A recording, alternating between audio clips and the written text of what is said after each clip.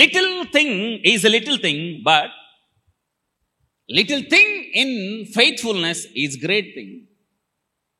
చిన్న విషయంలో నమ్మకంగా ఉండు, అదే గొప్ప విషయం. నమ్మకంగా ఉండడానికి దేవుడు నిన్ను నన్ను పిలుస్తున్నాడు. క్రైస్తవ జీవితంలో నమ్మకత్వము యొక్క స్థానాన్ని మరేది ఆక్రమించదు. Be faithful. మీ జీవితంలో మీరు ఎక్కడున్నా, నేను ఒక మాట చెప్తాను, మీరు చిన్న ఉద్యోగంలో ఉన్నారా, ఇంకా చిన్న ఉద్యోగంలో ఉన్నారా, పనివాడిగా ఉన్నారా, పనికత్తిగా ఉన్నారా, నేను ఒక మాట చెప్పమంటారా, బీ ఫెయిత్ఫుల్.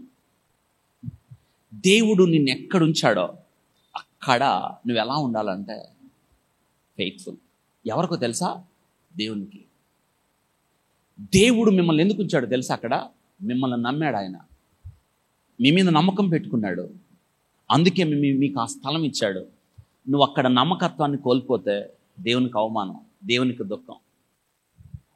జీవితంలో ఏది కోల్పోయినా ఒక్కసారి మీ జీవితంలో నమ్మకత్వాన్ని కోల్పోతే బహుశా జీవితంలో మీరు చాలా నష్టపోవాల్సి వస్తుంది. వింటున్నారా? Michael Faraday it's a great scientist. ఆయన చదువుకున్న పిల్లలకు తెలుసు, అయస్కాంత మ్యాగ్నెటిక్ ఫోర్స్ మీద ఆయన నోబెల్ బహుమతి వచ్చింది. అయస్కాంత క్షేత్రాలు, అయస్కాంత వలయాలు, ఇప్పుడు జనరేటర్స్ ఉన్నాయి కదా, శక్తిని ఒక స్థితిలో నుండి మరొక స్థితిలోకి తీసుకువెళ్ళి శక్తిని దాచిపెట్టడం ఆయనే. అయస్కాంత క్షేత్రాలు. మైకేల్ ఫారడే ఆయన చాలా గొప్ప సైంటిస్ట్.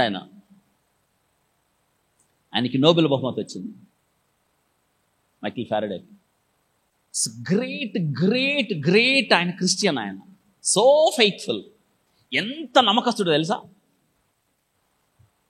ఆయనకి రాజుగారు సన్మానించడానికి జార్జ్ హెన్రీ IV, ఆ చక్రవర్తి అన్నమాట, సన్మానించడానికి ఇట్లా మీటింగ్ పెట్టారు.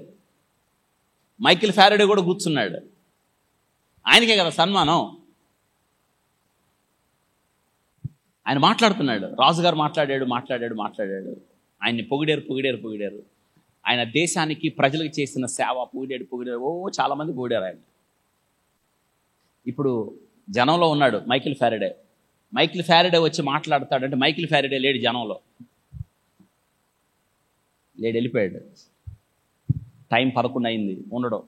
ఎందుకంటే 11 గంటలకు ఆయన 11 గంటలకి అక్కడ జరుగుతున్న సన్మానానికి 5 కిలోమీటర్ల దూరంలో చిన్న చర్చి ఉంది, సండే మ్యానియన్ చర్చ్ అని.